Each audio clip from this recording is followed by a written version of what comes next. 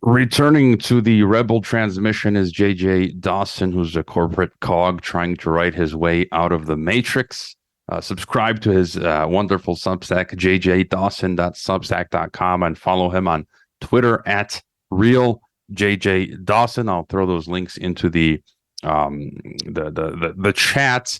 And we'll be talking about as he puts it, the absolute state of this foul year of our Lord 2023. How's it going, JJ? Hi, Hrvoje. Thanks for having me back. I need to make sure I'm pronouncing your name right. I looked up how to pronounce it. Hrvoje? Yeah, you got it. Okay, yeah. Good. Yeah. It's close enough for someone who doesn't speak Croatian. So, but there's so much to talk about, and you got great pieces. And actually, it's funny always when I have you on and I read your stacks.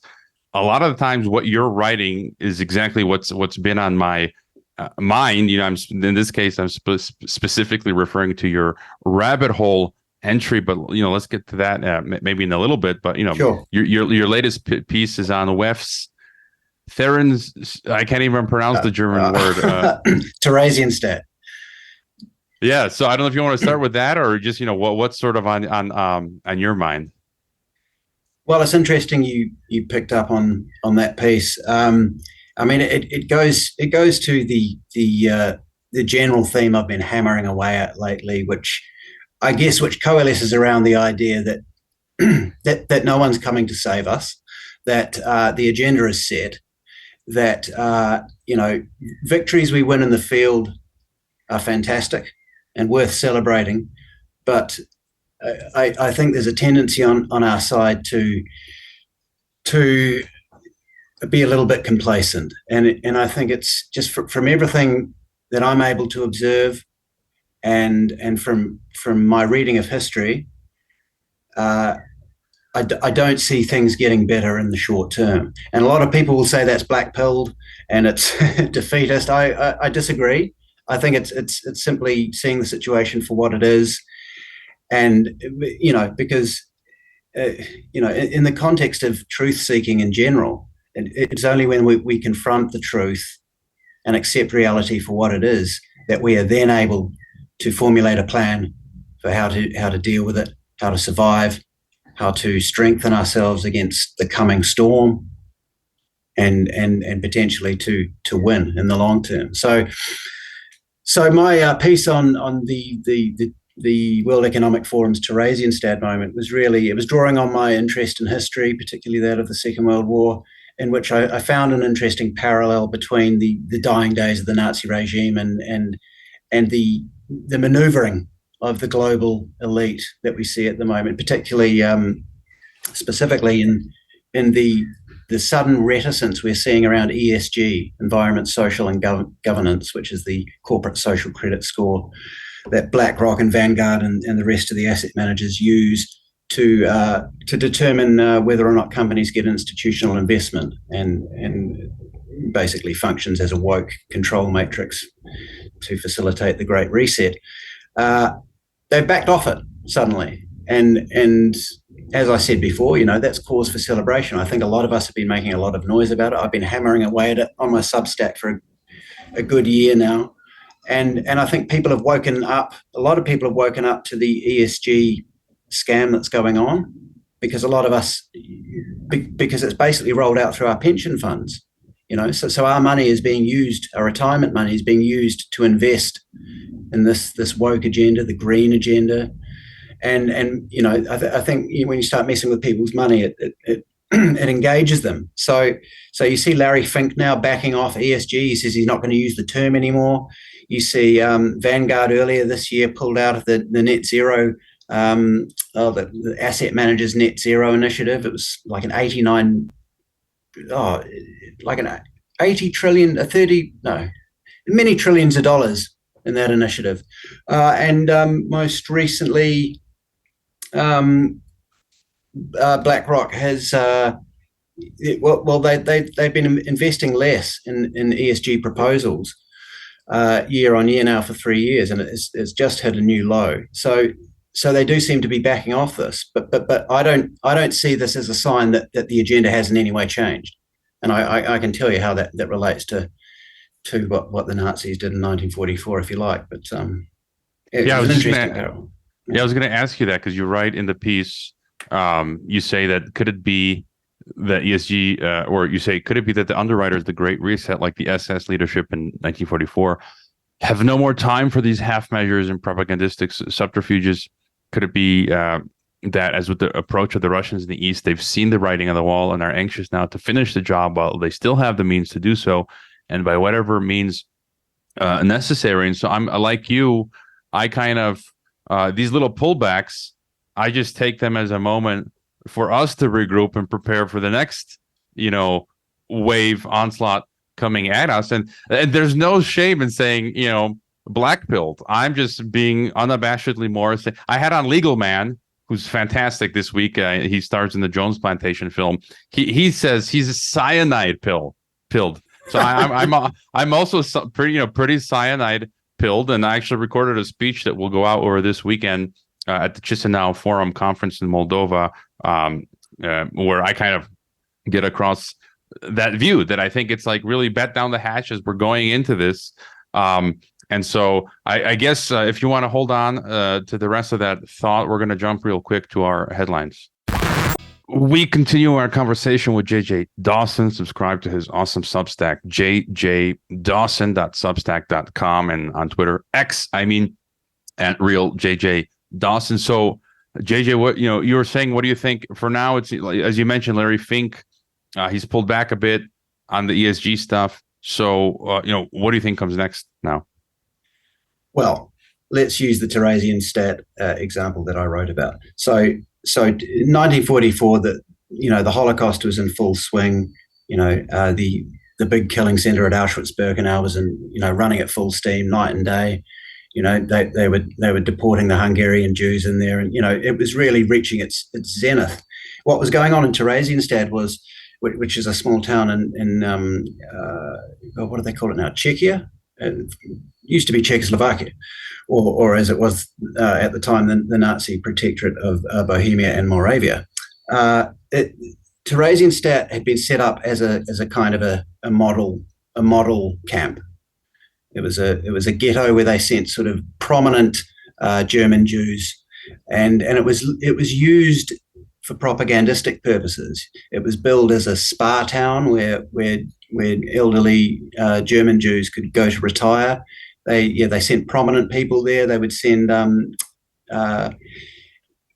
enemy aliens who they had interred. They would send them to that ghetto, for diplomatic purposes. And in 1944, the International Red Cross, under pressure from the Danish government, wanted to send a delegation there. And because the German army and the Foreign Office wanted to keep Denmark and Sweden on their side with the deteriorating military situation, they pressured the SS to allow this to happen, and the SS eventually conceded and allowed this delegation into the camp. And they undertook what was called a great beautification. They painted the ghetto. They jazzed it up. They poured money and goods into it, and put on cultural performances and really just slapped a coat of paint on the whole thing, and devised this great pantomime so that when the delegation visited, they were in fact taken in by this and returned favorable reports to the international community. And of course, this was all sort of meaningless. The Germans were already losing the war, but it was symptomatic of a regime sort of trying to sugarcoat this terrible thing they were doing, which feels to me very much like the ESG thing and the woke thing. They dress up this totalitarian tyranny with kindness and inclusion and all those lovely buzzwords that they like to use. So I see a parallel there between this great beautification that the Nazis did in the ghetto of Theresienstadt in 1944, and this ESG thing that they've been doing for the last decade or so. But what happened in 44 was, as the Russians approached from the east, the time was running out, and the SS kind of saw the writing on the wall. They had produced a film of this great beautification, which never actually ended up being shown, and they kind of shut the whole thing down and just shipped everyone off to Auschwitz. So what we see there is kind of conflicting forces within the massive bureaucracy of the Nazi state. You've got the Foreign Office really wanting to keep their image nice and shiny with the international community, even with their enemies, and at the same time you've got the SS saying, no, we've just got to get the job done. And at this point, the SS really was the Nazi state. That they were in control of everything because things were falling apart. And as tyrannies come under pressure, they become more authoritarian. So they sort of said, just to hell with it. The propaganda movie is a nice to have. It would have been nice under different circumstances, but we're losing now. We're losing, and we need to get on and finish the job. So they shelved the movie. They never screened it, and they shipped everyone off to Auschwitz. And I just, when I look at the pullback on ESG, it feels a bit like that. The historian in me saw a parallel. I could be wrong, but that's what it feels like. So what comes next? I mean, I finished my piece by saying, what did I say? I said, in lieu of the great beautification and its attendant propaganda triumph, what fate now awaits the inhabitants of Theresienstadt? And you don't need to be a genius to understand that metaphor there. So what fate now awaits us? I'm not saying they're going to ship us off to gas chambers. I'm just going to say perhaps what comes next has a lot less sugarcoating. The digital gas chambers, or I'm always referencing him in my favorite interviews, the Jewish historian Edwin Black, he uses reference to the Holocaust, to the Jewish physical ghettos. He calls it the algorithm ghetto. And, just my experiences recently, I feel like, as you said, they're going forward. I was in DC over the weekend taking a United flight. I sit down and they're like, the only way you can buy food or water now is there's only two ways. No more cash. We're not taking cash. You have to download the app before you got on the plane and added your card, or use PayPal. And I'm like, well, okay, I'm banned from the government by PayPal. I can't use it. I don't have the app. I can't buy food or water. Like a quarter of the places in the airports now, even in DC, I stopped for coffee downtown DC. It's like I couldn't buy cash. I couldn't use cash to buy coffee. All the fast foods, coffee joints in the airports now, no cash. And it's like, this is all accelerating. This week, TransferWise flagged for the first time ever one of my payment transfers, demanding an explanation of what it was for. It's kind of like, I feel like what you're saying is they're just rolling it out now. It's happening very quickly. And I feel like anything can happen in a week's time, in a month's time. It's crazy. I mean, do you have any further speculations or extrapolations? Yeah, I mean, it feels like we're shifting away from the opt-in model, perhaps to a top-down model. And ESG very much was or is about trying to get everyone on board through virtue signaling. Don't you want to be virtuous? Don't you want to do the right thing? Don't you want to save the planet? Don't you want to include everyone? It's very much a kind of an opt-in model, which relies on people's better natures and the basic fact that most humans want to do the right thing, whether or not they realize that what they're doing is in fact the wrong thing. If they've been told and brainwashed into believing it's right, that they will want to do the thing that they perceive to be right. But it's not to say they won't continue to run the ESG investment criteria, but it just feels like they're backing off. And as you say, what comes next may simply be, well, you don't have a choice. It's not opt-in. It's, you will use this or you will cease to exist. As you say, the digital ghetto, the digital gas chamber. And I, CBDCs, I think, plenty of people are raising the alarm, but I think very few people realize exactly how dangerous these are. And there's potentially game over if that happens. It's the end game.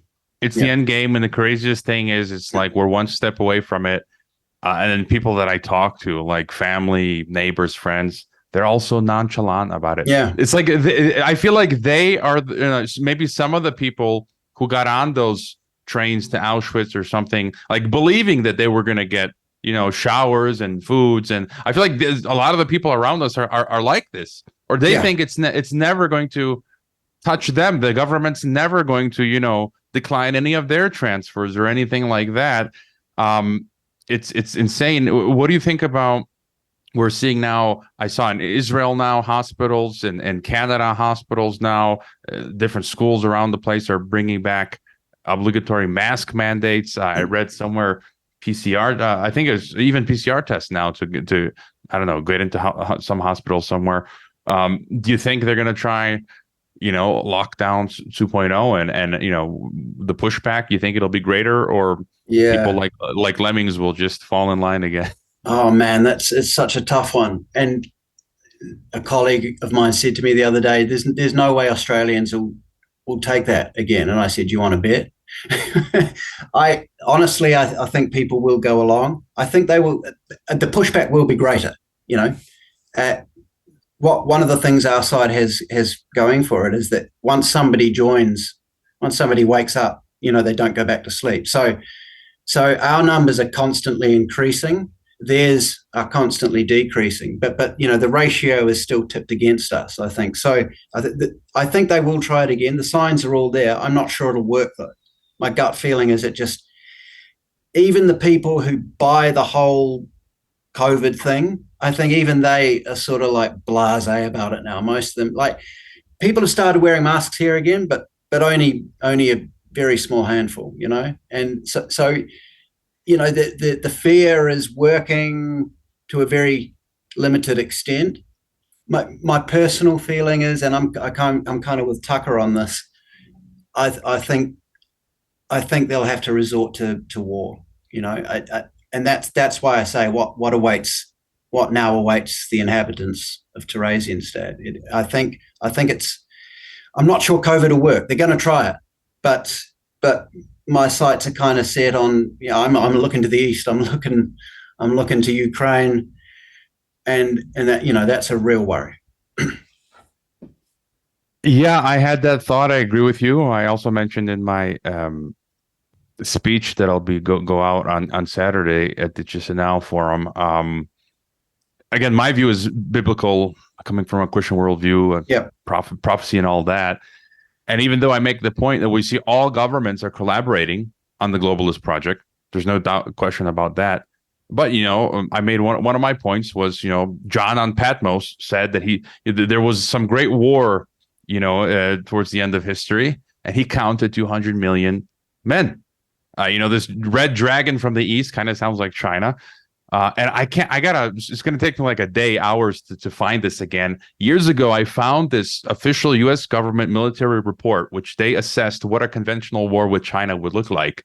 And they calculated how many soldiers could China raise if there was a war between East and West. And it specifically said 200 million soldiers China would have if there was a war between East and West in conventional terms. So I kind of would I agree with you and what Tucker said, that COVID, because I'm thinking what else is going to work? COVID has served its purpose. They can't get everyone to really lock down with climate. And wars always work throughout history. War is basically the default. I've interviewed Ricardo Bossi of Australia One Party back in 2020. He said war is the default state of nature. Yeah. Peace is an anomaly. Yeah. So it makes perfect sense that we might be looking, I think, at war. As I would say, as early as next year, or maybe 2020. A lot of guests that I've had on have said it's more closer to 2030, like between 2025, 2030. I mean, and any further thoughts? Yeah, I think it depends on what they manage to pull out with the election, doesn't it? Because so much of this, not that I think Donald Trump's going to save us or Kennedy or anyone else. And I spoke recently on that topic with our mutual friend William Ramsey, and I'm really wedded to this idea. No one is coming to save us, and it all does come back to personal responsibility and each of us developing a relationship with God. However, we choose to recognize God it is very much a case of put not your trust in princes. But however, that election next year is pivotal, because it will set them back if a guy like Trump gets back in the White House. So I think it depends. If they can forestall that happening, which they're pulling out all the stops to do, then maybe they don't need to take us to war straight away. But at the point I made in my article with the parallel is that the writing is on the wall, that too many people are waking up. They've failed in their grand illusion. They have failed to bamboozle an appropriate they've failed to bamboozle the necessary percentage of humanity for this to stick. Too many people, I'd call it between 10 and 20% of us worldwide, have woken up, and that's too many. So the writing's on the wall.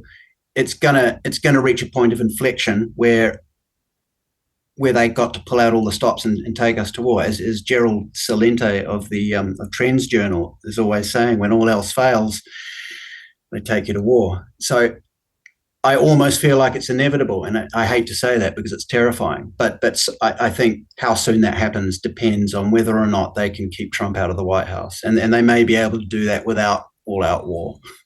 I'm not as terrified because I think I'll be all right down here in Mexico. I'm just kidding. But I was going to say, I guess there's a crazy, insane, a dark twist here. So we could read it as, okay, if we all comply with the lockdowns 2.0, then we won't go to World War III.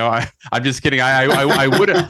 I wouldn't do that. And my last international trip was like last weekend. I was in DC. I was invited this weekend as well to go. I'm just tired, different reasons. I'm not going, but I don't really want to go anywhere now because I don't want to be caught out somewhere away from the nation state where I'm living, where I'm going to be, I might be somewhere in the US and I have to take a plane to get back. And they're like, oh, no, mandates are back. You got to wear a mask and all that.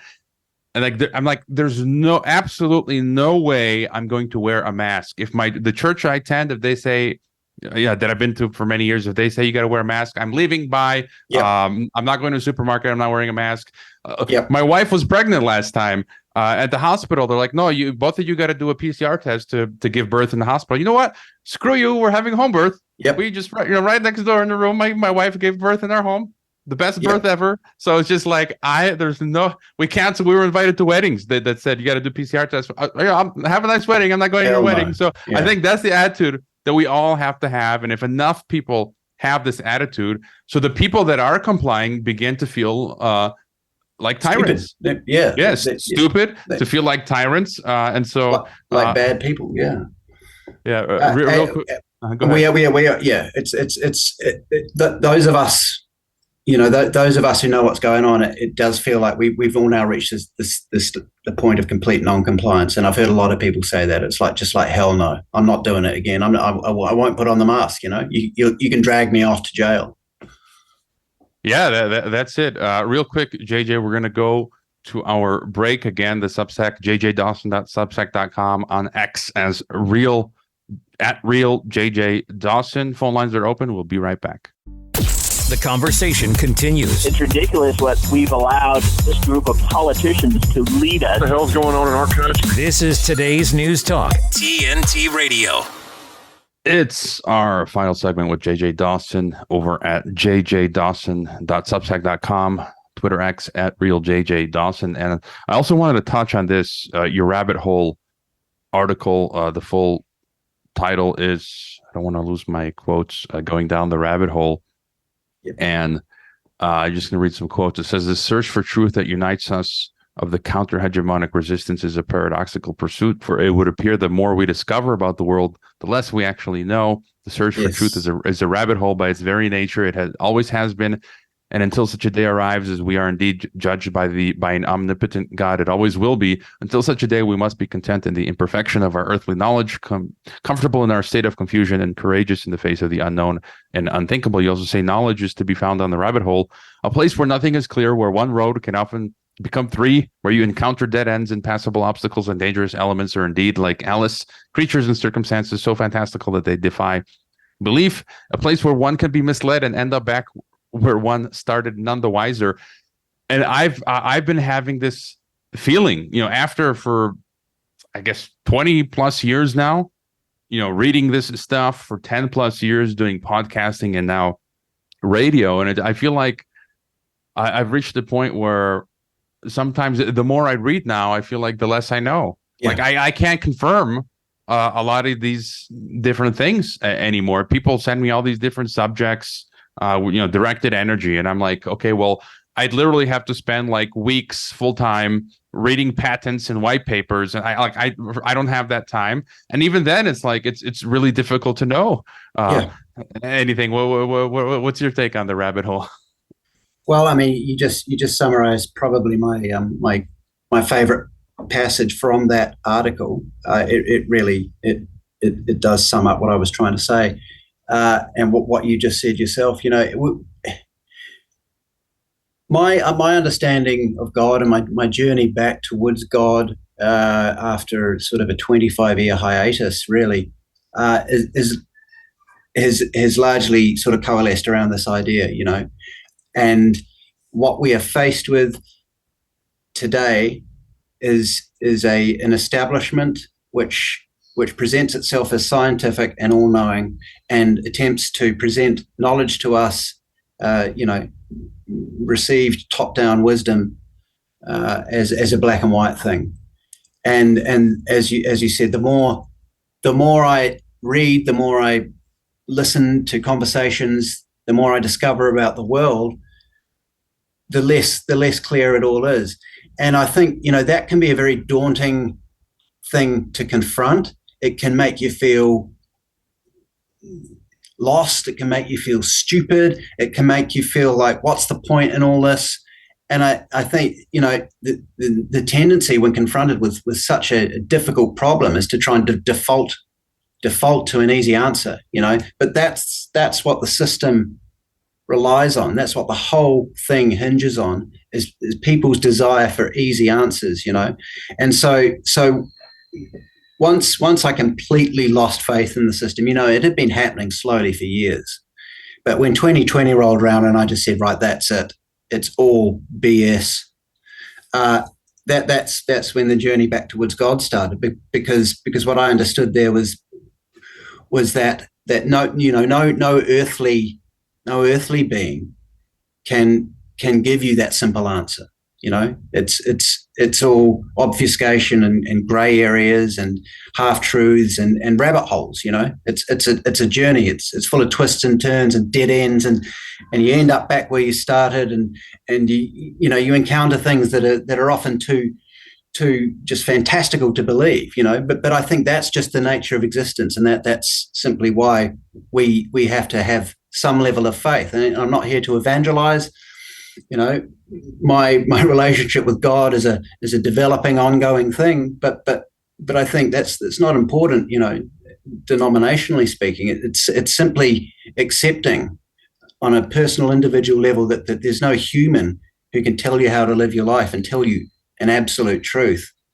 And giving yourself over to God in many ways is giving yourself over to the imperfection of our ability to understand and comprehend, because we're never going to get it all as much as we try, and that's why I say you have to become comfortable with saying I don't know, and there's great power in that. It's like, I don't know, but I'm going to keep looking. And I don't know. Yeah, and I added that I feel that I've reached the limit. I'm sure some people have in terms of cost benefit when it comes to going down the rabbit hole. A lot of us, we've got the big picture, we get it. 9/11, Federal Reserve, alien false flag, Great Reset, CBDCs. And it's like, I feel that it's not edifying for me anymore to keep going. I'd rather, keep a balance, spend more time, like I said, nature, family, friends, holistic, healthier stuff, God, right? Reading the Bible or something. And you got to keep a balance where I get messages from people who are just obsessing over things. They're obsessing over it's the Jews, or there's no viruses, or this or that. And I'm like, I feel like, dudes, your brains are breaking. Chill out, take a step back, relax. And so we got just a couple of minutes left. I also did want to get real quick. I also enjoyed your piece titled where is it? Are LGBTQ activists just nasty people? And you mentioned, I guess, it's part of a personal experience. Just real quick, we're about 4 minutes to midnight, but what was sort of your experience with the LGBTQ plus to infinity, as I call it? Yeah, well, down here in Australia, we're always sort of 5 to 10 years behind the Northern Hemisphere, Western Europe, North America. So what we see on the internet, the crazy stuff we see on the internet around that whole trans issue, LGBTQIA plus everything, pride, it's kind of out there in internet land, and we don't see so much of it down here. You kind of you hear the propaganda coming through, but I recently experienced it firsthand in my workplace. And it was kind of one of those moments like, well, it has arrived, it's real, it's actually here. And it was, because I write comms for my company, we were writing stories on just employees, it was kind of a diversity and inclusion initiative. And one of these people that we were profiling was undergoing the trans journey, and in the course of this, that they hadn't transitioned yet. So we were still referring to them as their previous, the pre-transition gender. And at the time of publishing, the story was checked and signed off by this person. But when we published it, a friend of theirs jumped onto the thread and just completely started roasting the writers of the story and the company at large, and saying, this is transphobic, you're dead naming this person, this can cause serious damage. And it's just like, whoa, this was signed off by the person in question. The transition hasn't happened yet. Technically, he is still a he. But the real interesting part is that when we confronted this person and explained this to them, they just doubled down and said, no, just change the story anyway, change the pronouns. It didn't. And what I realized at that point was it didn't matter what the truth of the matter was. It was just that these activists who glom onto this issue, they're not interested in the truth. They're simply interested in exercising power. It didn't matter that the person was still technically a he. Like this activist in the company wanted us to change the pronouns to she, even though the transition hadn't happened yet. It's just a raw exercise of power, which kind of, it was a slap in the face to me. And I was like, wow, this stuff does exist. It's not just exaggeration out there in internet land. It's now reached Melbourne, Australia. And I've experienced it firsthand in my workplace, effectively being called a transphobe on a publicly viewable company internal thread, And in what other situation would it be permissible to behave like that on a company thread? It's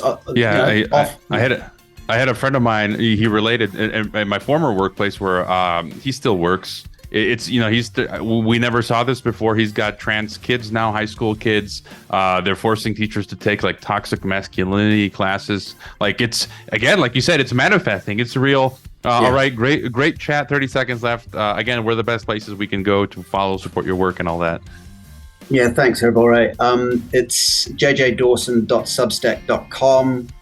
And as you said, on X/Twitter at RealJJDawson. Those are the best places right now. And it's been great. And thanks so much for having me back. I hope everyone out there has a fantastic day. You too. Keep up the great writing.